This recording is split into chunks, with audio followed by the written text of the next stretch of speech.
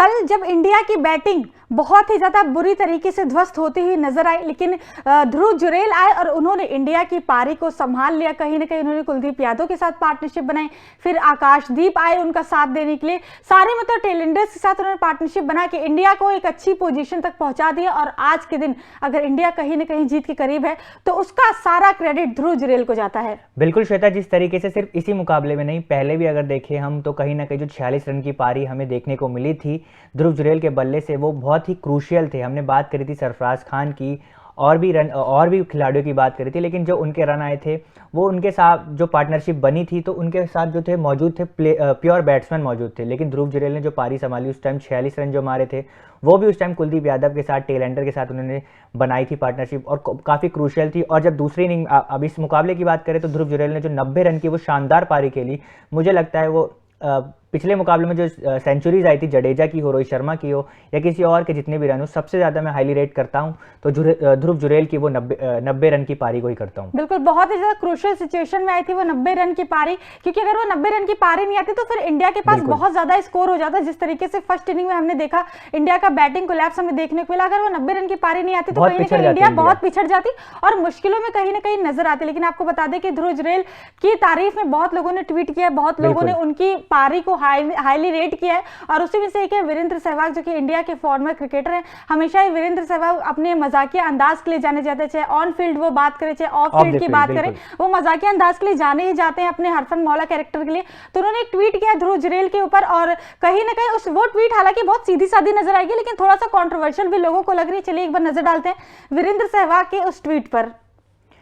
क्या कहना है आखिर सहवाग का? तो सहवाग कहते हैं, no media hype, no drama, just some outstanding skills and quietly showed great temperament in a very difficult situation.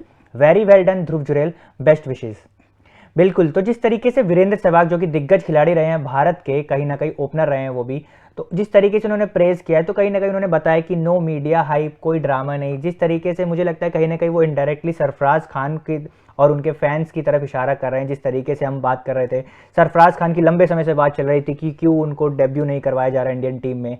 List A cricket में इतना अच्छे से वो परफॉर्म कर रहे हैं, लगातार परफॉर्म करके रन बना रहे हैं, तो आखिर इतनी लेट से क्यों उनका डेब्यू हुआ। लेकिन साथ ही जब ध्रुव जुरैल और सरफराज खान हमने देखा साथ में उनका डेब्यू कराया गया, कहीं ना कहीं सरफराज खान के डेब्यू में जब बात हुई वो पारी उनकी ताबड़तोड़ जो उन्होंने अंदाज अपनाया, रन बनाए, उसके नज़र में कहीं ना कहीं ओवर शेडो हो गई कहीं ना कहीं ध्रुव जुरैल, वो उनकी जो पारी थी वो छुप गई।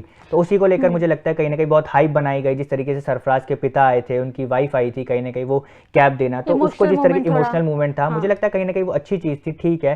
लेकिन ये चीज़ मुझे लगता है सहवाग उस तरीके से बताना चाहते हैं कि एक ही इंसान को हीरो नहीं बनाना चाहिए, क्योंकि दोनों ही इंडिया के लिए खेल रहे हैं, दोनों ने ही डेब्यू किया है।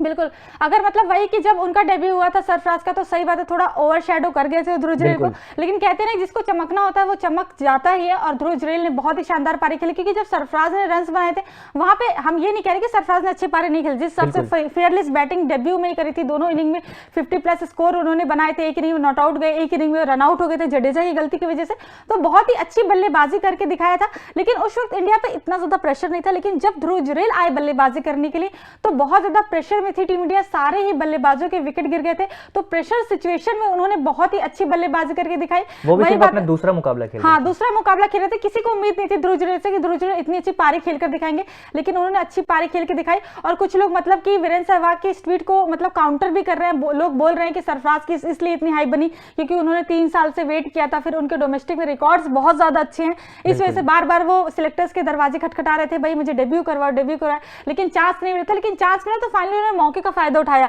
तो कहीं ना कहीं मुझे लगता है कि हमें सरफराज वर्सेस ध्रुव जुरैल नहीं करना चाहिए, सरफराज विद ध्रुव जुरैल करना चाहिए कि भाई दोनों इंडिया के लिए खेल रहे हैं और दोनों ही अच्छी बल्लेबाजी दोनों ने ही करी है। और जिस तरीके से हम बात कर रहे हैं कि सरफराज खान को हम ये नहीं बोल सकते कि सरफराज खान की इसमें कोई गलती नहीं है। अगर उनके पेरेंट्स आए तो बहुत हमने पहले भी देखा है, डेब्यू हुआ है, सूर्य कुमार यादव का हुआ, अन्य खिलाड़ियों को होता है तो उनके माता पिता आते हैं और वो मोमेंट होता है, कहीं ना कहीं शेयर होता है, जो अब चीज़ें शुरू हो गई, जो हालांकि पहले नहीं नज़र में आती थी।